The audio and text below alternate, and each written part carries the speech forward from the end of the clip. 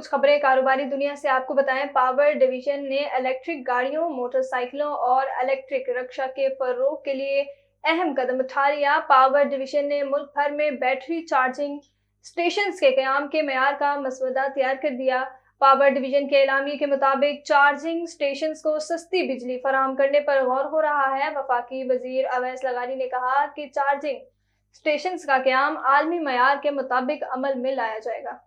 Pakistan stock exchange में उतार चढ़ाव के बाद मंदी का रुझान रहा, जिसके बायस सरमायाकारों को अरबों का नुकसान बर्दाश्त करना पड़ा।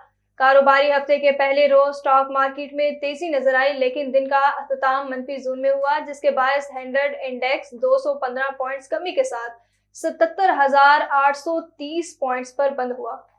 और आपको बताएं, वजीर तिजारत जाम कमाल ने कहा कि भारत के साथ जब तक तमाम इश्यूज हल नहीं हो जाते, तिजारत नहीं हो सकती। मीडिया से गुफ्तगू करते हुए वजीर तिजारत जाम कमाल ने कहा कि पाकिस्तान इंडिया के दरमियान ताल्लुकात दीगर ममालिक की तरह नहीं है। पाकिस्तान और भारत के दरमियान मसाइल हल किए बगैर बातचीत आगे नहीं बढ़ सकती। उन्होंने कहा कि पाकिस्तान भारत से बिला वजह नाराज या तिजारत न करने का ख्वाह नहीं।